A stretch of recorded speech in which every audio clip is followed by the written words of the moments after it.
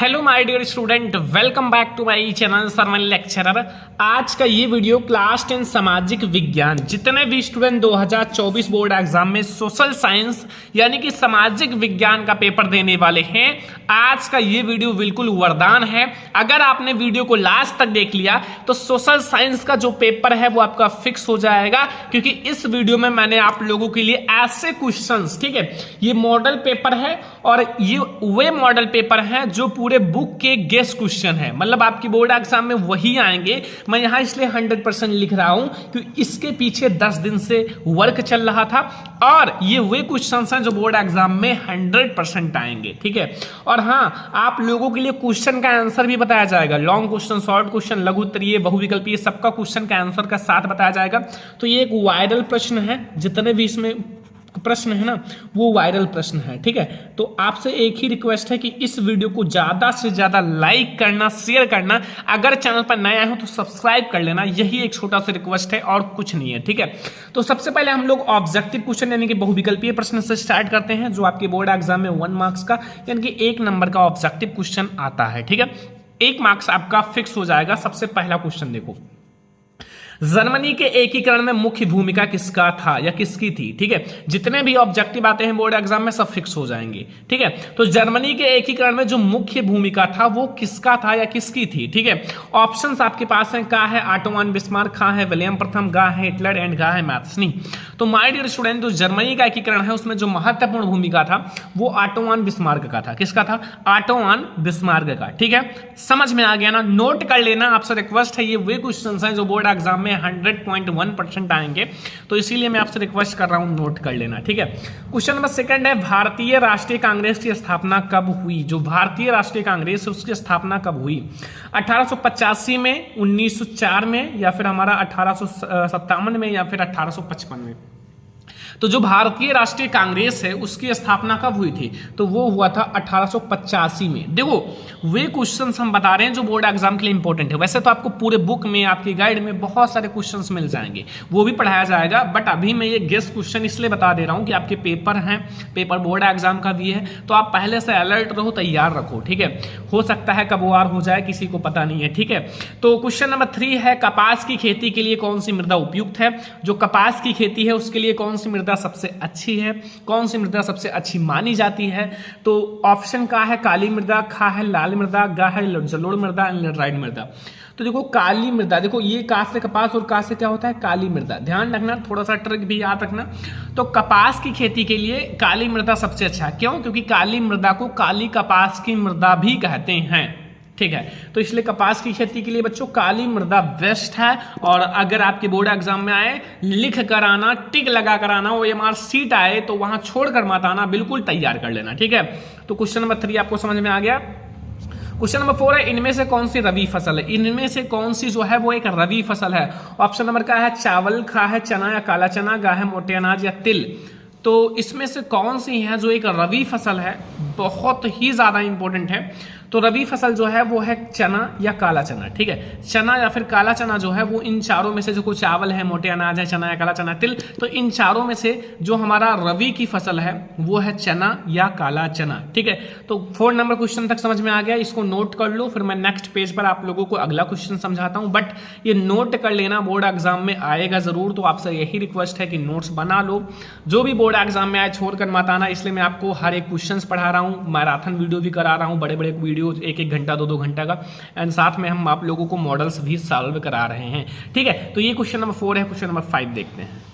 Question number 5 आप लोग देखो, क्वेश्चन नंबर 5 है कि झारखंड में स्थित जो कोडरमा है वो निम्नलिखित में से किस खनिज का अग्रणी उत्पादक है? देखो, झारखंड एक राज्य है जो कि भारत का एक राज्य है, और वहां एक कोडरमा, एक जैसे कोयला खान होता है, सोना का एक जगह होता है, वैसे एक कोडरमा नाम है, ठीक है। तो कोडरमा जो है वो किस खनिज का अग्रणी उत्पादक है? वहां सबसे ज्यादा किसका उत्पादन किया जाता है? जैसे हर जगह किसी न किसी चीज का उत्पादन किया जाता है, तो वैसे कोडरमा नाम है। तो बॉक्साइट का, अर्वरक का, लौह एस का या तांबा का? तो माय डियर स्टूडेंट, जो झारखंड में स्थित कोडरमा है वहां अर्वरक का उत्पादन किया जाता है। किसका? अर्वरक का उत्पादन किया जाता है। किस खनिज का? अग्रणी उत्पादक है, अर्वरक का अग्रणी उत्पादक है। ठीक है, नोट करते रहना, बोर्ड एग्जाम में आएगा। अगर आप नहीं पढ़ोगे तो कहोगे सर ने पढ़ाया था, काश मैं पढ़ लेता। देखो, जब बोर्ड एग्जाम में आपको पूरे एक साल 365 दिन होता है एक साल में, और आपका पेपर 3 घंटा होता है, मतलब 365 दिन आपने क्या पढ़ा उसका रिजल्ट आपको 3 घंटे में दिखाना है लिख कर। तो जब आपके पास ताकत होगा, आपने पढ़ा होगा, जब आप एक अच्छे लेवल पे पढ़ाई किए होंगे 365 दिन में एक साल में, तभी तो आप 3 घंटे में उसको व्यक्त कर पाएंगे। बड़ी बात है, और बड़ी बात वही कर पाता है जिसके अंदर ताकत, जोश, जुनून होता है कुछ करने का, कुछ कर दिखाने का और टॉपर बनने का, तो वही कर भी पाएगा। ठीक है, तो भारत में जो मताधिकार की आयु है वो क्या है? 21 वर्ष, 20 वर्ष, 25 वर्ष या 18 वर्ष। तो मताधिकार की आयु सारे स्टूडेंट को पता है। अगर नहीं पता है तो इसका मतलब आप थोड़ा सा पीछे हो। ठीक है, लोगों से मिलते नहीं हो। मताधिकार की जो आयु है वो 18 ईयर है, यानी कि 18 साल के अगर आप हो जाते हैं तो मत, यानी कि वोट जिसे कहते हैं, जिससे आप ये कर सकते हो कि हमारा सरकार कौन बनेगा, वो देने का अधिकार हो जाता है। ठीक है, तो भारत में जो मताधिकार की आयु हो कितना है? 18 ईयर। क्वेश्चन नंबर 7 आ जाओ भाई। देखो, सार्वजनिक और निजी क्षेत्रक पर आधारित हैं। सार्वजनिक और निजी क्षेत्रक पर हमारे इन चारों में से क्या आधारित हैं? रोजगार की शर्तें, या हमारा आर्थिक गतिविधि, या उद्यमों के स्वामित्व, या फिर कोई नहीं। तो इन चारों में से हमारा कौन सा है जो सार्वजनिक और निजी क्षेत्रक पर आधारित है? ठीक है, तो इन चारों में से जो हमारा सार्वजनिक और निजी क्षेत्रक पे वो है उद्यमों का स्वामित्व। क्या है? उद्यमों का स्वामित्व। गा वाला ऑप्शन सही है। ठीक है, अगला क्वेश्चन देखो भाई, 8 नंबर। ठीक है, 8 नंबर है, भारत में उपभोक्ता संरक्षण अधिनियम कब पारित किया गया? भारत में उपभोक्ता संरक्षण अधिनियम भैया कब पारित किया गया? ऑप्शंस हैं आपके, का वाला 1882 में, 1986 में, 1985 में, या फिर 1984 में। तो भारत में जो उपभोक्ता संरक्षण अधिनियम है वो कब पारित किया गया? तो वो बच्चों पारित किया गया था 1986 में। कब पारित किया गया था? 1986 में। अब देखो, ये वीडियो इसलिए बनाया जा रहा है कि आप लोग वो क्वेश्चन तैयार कर लो जो बोर्ड एग्जाम में आएंगे। ठीक है, अब ये मैं 8 MCQ बता रहा हूँ, ओनली 8। अब आप कहोगे सर 8 ही MCQ क्यों बताया? बोर्ड एग्जाम में तो 20 आता है, बट ये समझ लो कि इन 20 MCQ में से 8 आपके फिक्स हो गए, क्योंकि ये आएंगे। मतलब ये मैं दावा इसलिए दे रहा हूं कि आएंगे क्योंकि ये समझ लो पेपर लीक है, बस यही समझ लेना। ठीक है, तो ये 8 तैयार कर लेना, और भी बाद में बताऊंगा। हमारे पास जैसे टाइम मिलेगा मैं आपको शेयर कर दूंगा सारे क्वेश्चन जो 20 हैं, बट अभी हम 8 ही शेयर कर रहे हैं क्योंकि 8 ही आपको तैयार कर लेना है ऑब्जेक्टिव में। ऑब्जेक्टिव में आप ये 8 तैयार कर लो, आपका 8 नंबर फिक्स है। अब हम लोग देखते हैं जो हमारे लघु उत्तरीय प्रश्न है। ठीक है, अति लघु उत्तरीय तो आपकी बार आएगा नहीं, तो अति लघु उत्तरीय हम लोग नहीं देखेंगे, डायरेक्ट लघु उत्तरीय और दीर्घ उत्तरीय प्रश्न, लघु उत्तरीय और दीर्घ उत्तरीय प्रश्न। ठीक है, तो लघु उत्तरीय, दीर्घ उत्तरीय देखते हैं, फिर मानचित्र वाले प्रश्न हम लोग भी देखेंगे कुछ। तो माय डियर स्टूडेंट, अब हम लोग जो लघु उत्तरीय प्रश्न है वो स्टार्ट करते हैं। लघु उत्तरीय प्रश्न आपके बोर्ड एग्जाम में 4 मार्क्स का आएगा। कितने मार्क्स का आएगा? 4 मार्क्स का, यानी कि 4 नंबर का। अब इसको आपको कैसे लिखना है? देखो, क्वेश्चन आपके सामने हैं भाई, क्वेश्चन आपके बोर्ड एग्जाम में दिया रहेगा, अथवा भी लगा रहेगा, या करके, मतलब या करके दिया रहेगा कि आप इसे करो या दूसरा कोई भी कर सकते हो। आपके पास ऑप्शंस हैं, ऐसा नहीं है कि आप नहीं आता तो नहीं कर सकते हो, मतलब नहीं आता तो भी आप दूसरा करो। और हाँ, सोशल साइंस में एक बात याद रखना। ठीक है, आपको बोर्ड एग्जाम में कॉपी दी गई, समझ लो ये बोर्ड एग्जाम की कॉपी है। तो अगर आपको क्वेश्चन नहीं आता ना, तो कॉपी सादी मत छोड़कर आना। ब्लैंक पेज मतलब जो सादी कॉपी उसको छोड़कर मत आना। याद रखना, ये है सोशल साइंस, इसको कोई नहीं याद कर पाता। मैं अपने दिल की बात बता रहा हूँ, मुझे भी जल्दी याद नहीं होता था। इतने बड़े लॉन्ग क्वेश्चन किसी को जल्दी नहीं याद था।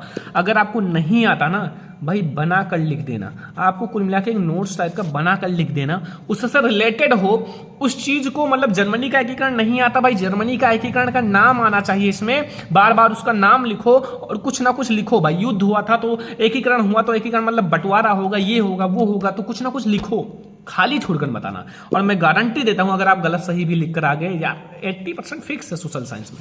बट हाँ, ये केवल लघु उत्तरीय और दीर्घ उत्तरीय में चलेगा, ऑब्जेक्टिव में नहीं चलेगा, और हाँ मानचित्रकार में नहीं चलेगा। तो इसलिए ऑब्जेक्टिव और मानचित्रकार को बिल्कुल फिक्स कर लेना, और इसमें आप भर दोगे, कोई दिक्कत नहीं है। ठीक है, तो भैया लघु उत्तरीय प्रश्न जो बता रहे हैं उसे तो तैयार ही कर लो थोड़ा सा मेहनत करके। तो पहला प्रश्न, जर्मनी का एकीकरण की प्रक्रिया का संक्षेप में पता लगाइए। ठीक है, जो जर्मनी का एकीकरण हुआ था उसकी जो प्रक्रिया है उसका संक्षेप में पता लगाओ। तो देखो, राष्ट्रवादी भावनाएं जो है, राष्ट्रवादी भावनाएं मध्यवर्गीय जर्मन लोगों में काफी ज्यादा व्याप्त थी। मतलब जो राष्ट्रवादी भावनाएं हैं, राष्ट्र के प्रति जो उनकी भावनाएं हैं वो मध्यवर्गीय, जो मध्य वर्ग में जर्मन लोग आते थे उनमें काफ़ी ज़्यादा व्याप्त थी। और उन्होंने 1848 में जर्मन महासंघ के विभिन्न इलाकों को जोड़कर एक निर्वाचित संसद द्वारा शासित राष्ट्र राज्य बनाने का प्रयास किया था। उनका कहना है कि उन्होंने 1848 में क्या किया, मैं जर्मन महासंघ के जो विभिन्न इलाके हैं, विभिन्न इलाकों का मतलब है जो वहाँ के क्षेत्र हैं, वहाँ के गांव हैं, वहाँ की चीज़ें हैं, उनको इलाकों को जोड़कर एक निर्वाचित संसद राष्ट्र राज्य बनाने का प्रयास किया। ठीक है, कुछ नया करने का, अच्छी चीज़ है।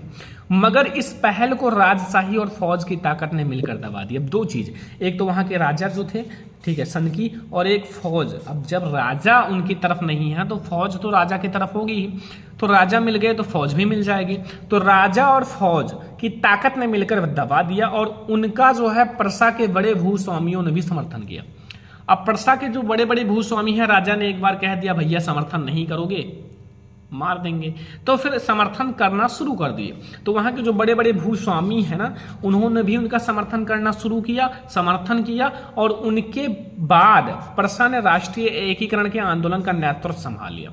अब उसके बाद क्या हुआ कि प्रसा जो थी, प्रसा ने राष्ट्रीय एकीकरण के आंदोलन का नेतृत्व संभाल लिया और उसका मुख्यमंत्री ऑटो वन बिस्मार्क, ठीक है, जो उसका मुख्यमंत्री था वो ऑटो वन बिस्मार्क इस प्रक्रिया का जनक था। मतलब ऑटो वन बिस्मार्क, देखो जर्मनी के एकीकरण का जनक कौन है, ऑटो वन बिस्मार्क, ऑब्जेक्टिव में आया है। ठीक है, तो इस प्रक्रिया को जो जनक है, जो मेन है, मुख्यमंत्री है, वो है ऑटो वन बिस्मार्क। कौन है? ऑटो वन बिस्मार्क इस प्रक्रिया का जनक था, जिसने प्रसा की सेना और नौकरशाही की मदद ली। जिन्होंने प्रसा की जो सेना है, जो प्रसा की सेना है और नौकरशाही, कुछ नौकर लोग थे, ठीक है, जो जिसके अंदर दया थी और अच्छे लोग थे, तो उन्होंने इनकी मदद ली। और 7 वर्ष के दौरान, 7 वर्ष के बाद, ठीक है, ऑस्ट्रिया, जो ऑस्ट्रिया है, डेनमार्क, ऑस्ट्रिया, डेनमार्क और फ्रांस, 3, एक है ऑस्ट्रिया, एक डेनमार्क, एक फ्रांस, 3 युद्धों में प्रसा की जीत हुई। तीनों युद्धों में जो प्रसा है उसकी जीत हुई और एकीकरण की प्रक्रिया पूरी हुई। और जो एकीकरण की प्रक्रिया है वो क्या हुई, समाप्त हो गई, मतलब एकीकरण पूरा हो गया। अब ये सारा काम हो गया, युद्ध हो गया, युद्ध में जीत हो गई, तो फिर एकीकरण हो ही गया। तो एकीकरण की प्रक्रिया पूरी हुई जनवरी 1871, याद रखना ये सन 1871 में वारसाय में एक समारोह में प्रसा के राजा विलियम प्रथम को जर्मनी का सम्राट घोषित कर दिया गया। जो प्रसा के राजा थे विलियम प्रथम, उनको क्या किया गया, जर्मनी का प्रथम सम्राट घोषित किया गया। अगर बोर्ड एग्जाम में आए जर्मनी का प्रथम सम्राट किसे घोषित किया गया, तो याद रखना विलियम प्रथम को।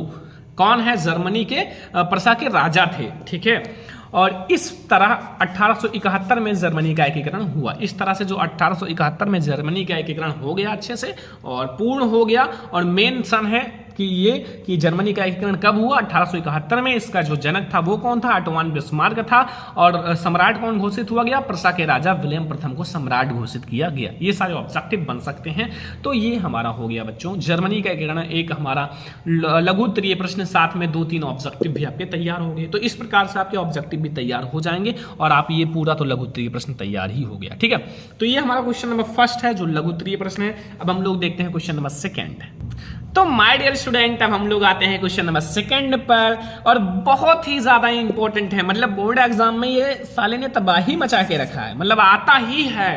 ठीक है, तो जो आएगा उसको हम लोग धोएंगे, छोड़ेंगे नहीं, क्योंकि उनको हमें बोर्ड एग्जाम में हिट कराना है और वही आपके बोर्ड एग्जाम में आएगा जो मैं बता रहा हूं। ठीक है, अगर आपको नहीं विश्वास है तो जाओ, जो बच्चे हमसे पढ़ चुके हैं पूछ लेना एक बार। 1 महीना अगर सही से हमसे पढ़े होंगे 89%, और हमारा 80%, 85% कहीं नहीं गया।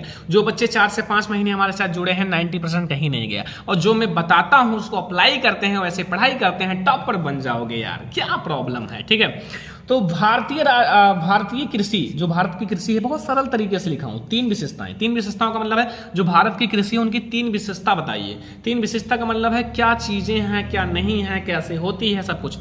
तो भारतीय कृषि की 3 विशेषताएं निम्नलिखित हैं। ठीक है, भारतीय कृषि की जो 3 विशेषताएं हैं वो निम्नलिखित हैं। पहला देखो प्रकृति पर निर्भरता, जो प्रकृति है प्रकृति पर निर्भरता। भारतीय कृषि जो है मानसूनी वर्षा पर निर्भर करती है। जो भारतीय कृषि है वो किस पर निर्भर करता है? जो मानसूनी वर्षा होती है, मानसून की वर्षा पर निर्भर करती है। यही कारण है कि वर्षा की अनियमित भारतीय कृषि अर्थव्यवस्था को सर्वाधिक प्रभावित करता है। यही कारण है कि जो हमारा भारतीय कृषि है अर्थव्यवस्था को सर्वाधिक प्रभावित करता है, ठीक है, वर्षा की अनियमित स्थिति, मतलब ठीक है। तो टाइम पे तो वर्षा होगी नहीं कि आप चाहो हमारा खेत सूख रहा है भैया वर्षा हो जाए, ठीक है, तो ऐसा होगा नहीं, और को सर्वाधिक प्रभावित करती है। और जिस वर्षा देखो यहाँ वर्षा मानसूनी वर्षा नियमित होती हैं, मतलब नियमित, और कृषि उत्पादन की यथेष्ट मात्रा में प्राप्त होती हैं, ठीक है। मतलब थोड़ा सा प्रॉब्लम तो होता ही है भारतीय कृषि में वर्षा के, अगर आप वर्षा पर निर्भर करते हो। कृषि की निम्न उत्पादकता, भारत में कृषि उपजों की प्रति हेक्टेयर उत्पादन अपेक्षाकृत अन्य देशों से कम है, जबकि भारत में बहुत सारे खेत हैं, बहुत अच्छे से खेती की जाती है, बट फिर भी कम है। और प्रति श्रमिक की दृष्टि से भारत में कृषि की औसत उत्पादकता केवल $105 है, केवल $105, ठीक है। तो ये हो गया हमारा दूसरा। हमें 3 विशेषताएं बतानी है, तो 2 विशेषताएं तो हम लोगों ने ऑपरेशन कर दिया है, तीसरे का ऑपरेशन करते हैं, मतलब समझते हैं। देखो खनन फसलों की प्रमुखता, भारतीय कृषि में खनन फसलों की प्रमुखता रहती है, क्योंकि 100 करोड़ से अधिक जनसंख्या के भरण पोषण के लिए ऐसा किया जाना आवश्यक है। मतलब 100 करोड़ से भी अधिक, अब तो 144-45 करोड़ जनसंख्या भारत की हो गई है सबसे ज्यादा। तो इनके लिए भैया कुछ ना कुछ तो करना ही पड़ेगा लोगों को, वरना खाएंगे कैसे, कैसे रहेंगे। तो ये हमारे 3 ऐसी विशेषताएं हैं जो भारतीय कृषि की विशेषताएं हैं, ठीक है। तो तीनों तैयार कर लेना, 3 ही विशेषता आएगा, ठीक है, और 3 ही आएगा, 3 ही आपके पेपर में आता है और लघु उत्तरीय प्रश्न में। तो ये हमारी 3 विशेषताएं होंगी। क्वेश्चन नंबर 2 लघु उत्तरीय। अब हम लोग अगला क्वेश्चन देखते हैं। तो माय डियर स्टूडेंट, अब हम लोग देखते हैं क्वेश्चन नंबर 3, संघवाद क्या है। जो संघवाद है वो क्या है और इसकी प्रमुख विशेषताएं लिखिए। जो संघवाद है वो बताना है और इसकी जो प्रमुख विशेषताएं हैं उसको बताना है। तो सबसे पहले हम लोग हेडिंग डालेंगे, संघवाद के बारे में समझेंगे। आखिर जो संघवाद है वो है क्या। तो संघवाद जो है सरकार की एक प्रारूप है। जो संघवाद है सरकार का एक प्रारूप, मतलब दूसरा रूप है, ठीक है। जैसे हम लोग फोटोकॉपी कराते हैं वही, जिसमें सर्वोच्च सत्ता केंद्रीय प्राधिकार और उनकी विभिन्न अनुषंगिक इकाइयों के बीच बट जाती है, ठीक है। चलो विशेषताएं समझते हैं। पहला, यहाँ सरकारें 2 या 2 से अधिक वाली होती हैं, मतलब 2 या 2 से अधिक सरकारें होती हैं, सरकार होती हैं, मतलब 2 या 2 से अधिक वाली होती हैं। वाली का मतलब सत्ता वाली होती हैं, ठीक है। और जैसे हमारे बीजेपी है, समाजवादी है, ऐसे कई सारी होती हैं, तो इसी टाइप से। अगला, अलग अलग स्तर, मतलब स्तर लिख सकते हैं। यहाँ सरकारें 2 या 2 से अधिक स्तर कर सकते हो, स्तर वाली होती है, ठीक है। अलग अलग स्तर की सरकारें एक ही नागरिक समूह पर शासन करती हैं, पर कानून बनाने और कर वसूलने का प्रशासन उनका अपना अलग अलग अधिकार होता है। मतलब जो कानून बनाने का अधिकार होता है और कर वसूलने का अधिकार, अपना क्षेत्र अलग होता है, कर वसूलने का और कानून बनाने का अधिकार, ठीक है, सबका अलग अलग होता है। तीसरा हम लोग समझते हैं भैया, संविधान के मौलिक प्रावधानों को किसी एक स्तर की सरकार अकेले नहीं बदल सकती। अगर कोई भी मौलिक प्रावधान है, कोई बड़ी चीज हमें चेंज करना है, तो कोई एक सरकार केवल नहीं बदल सकती। ऐसे बदलाव दोनों स्तरों की सरकारों में सहमति से होती है। ऐसे जो बदलाव होते हैं वो जब दोनों बातचीत करेंगे, दोनों सहमत रहेंगे, तभी ये बदलाव हो सकता है, वरना बदलाव नहीं होगा। बस ये समझना। अब हम लोग देखते हैं क्वेश्चन नंबर अपना 4 पॉइंट, कि इस प्रकार संघीय शासन व्यवस्था के दोहरे उद्देश्य हैं, देश की एकता सुरक्षा करना और उसे बढ़ावा देना तथा इसके साथ ही क्षेत्रीय विविधताओं का पूरा सम्मान करना हमें कर्तव्य है, ठीक है। तो संघवाद की 3 से 4 विशेषताएं हैं, और भी लिख सकते हो, आपको पता है तो लिखो, वरना कोई दिक्कत नहीं, इतने में आपको नंबर मिल जाएगा। बोर्ड एग्जाम की कॉपी में 2 पेज भर सकते हो, ठीक है। इसी को बढ़ा चढ़ा कर लिख देना। सामाजिक विज्ञान में चीजों को आप बढ़ा चढ़ा कर लिखो, आपको थोड़ा सा आता है उसको बना दो बड़ा सा, ठीक है। सोशल साइंस है, कितना याद करोगे, ठीक है। तो ये हमारा हो गया लघु उत्तरीय प्रश्न। अब हम लोग देखते हैं लॉन्ग क्वेश्चन। अभी मैं आप लोगों को वही प्रश्न बता रहा हूं जो बहुत इंपॉर्टेंट है। तो अब हमारा दीर्घ उत्तरीय प्रश्न स्टार्ट होता है, जो 6 अंक का आएगा। कितने अंक का? 6 ही अंक का आता है ना लॉन्ग क्वेश्चन। देख लो भाई, 6 अंक का आता है कि 7 अंक का? 6 अंक का आता है। कितने? 6 अंक का। देखो बहुत ज्यादा इंपॉर्टेंट क्वेश्चन लाया हूं। फ्रांस की क्रांति के प्रमुख कारणों की विवेचना कीजिए। वेरी इंपॉर्टेंट है, ठीक है। ये बहुत ज्यादा इंपॉर्टेंट वायरल पेपर है, मैं खुद बनाया हूं और खुद से इसलिए बता रहा हूं कि ये समझ लो पेपर में आएगा, बस ये समझना। 1789 ईस्वी में फ्रांस में एक क्रांति हुई जिसके द्वारा वहां पर लुई वंश का शासन का अंत हुआ और वहां पर लोकतंत्र की स्थापना हुई। क्या हुआ? लोकतंत्र की स्थापना हुई। ठीक है, अब देखो हम लोग एक एक पॉइंट को समझेंगे। पहला कारण है अयोग्य शासन। अयोग्य का मतलब जो अयोग्य हो, जिसके पास कोई योग्य ना हो, ना पढ़ा ना लिखा, कुछ नहीं, बिल्कुल बेकार सा शासन था। तो फ्रांस की क्रांति के समय जहां पर लुई वंश का शासन था, जिसका शासन लुई, ये हमारा रोमन गिनती है था, तो यहाँ 10 and 5 and 16वां, ठीक है, 16वां है, ठीक है, वह एक अयोग्य, जिद्दी और अदूरदर्शी कर्तव्यहीन था। मतलब वो बेकार था, अयोग्य था, जिद्दी था, किसी को मार देता था तुरंत, कर्तव्यहीन था, कोई काम नहीं करता था, जनता के प्रति केवल मजे लेता था। ठीक है, मध्यम वर्ग, यहाँ पर औद्योगिक क्रांति होने के कारण मध्यम वर्ग का उदय हो गया था। इसमें छोटे उद्योगपति, डॉक्टर, वकील, अध्यापक आदि आते थे।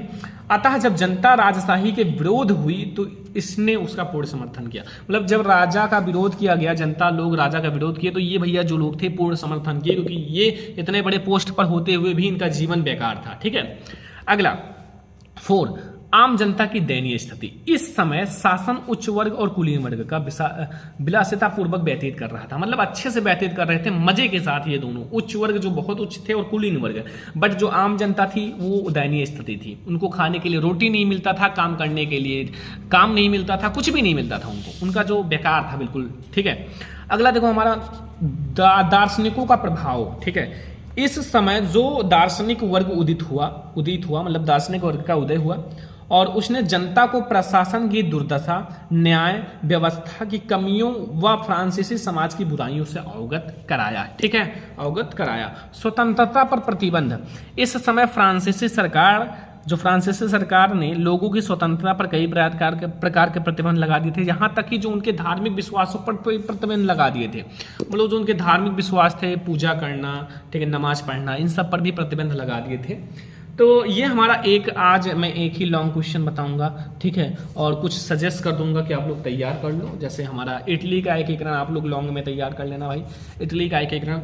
और भी बहुत सारे क्वेश्चंस हैं, अगर आप क्वेश्चन बैंक वगैरह कुछ भी उठाकर देखोगे तो आपको मिलेंगे, बट आप लोग देखते ही नहीं हो तो क्या किया जाए। ठीक है, पढ़ाई में मन ही नहीं लगता। ठीक है, आप लोगों का, तो हम क्या कर सकते हैं। ठीक है, तो आप लोग कुछ और लॉन्ग तैयार कर लेना और हम आप लोगों के लिए एक लॉन्ग का अलग से 10 क्वेश्चंस का वीडियो लाएंगे। भाई लॉन्ग क्वेश्चन 10 क्वेश्चन मतलब लिखकर अलाना, मतलब समझ लो 5 से 6 दिन का काम रहता है। तो थोड़ा सा मेहनत करना पड़ेगा हमको और आपको भी।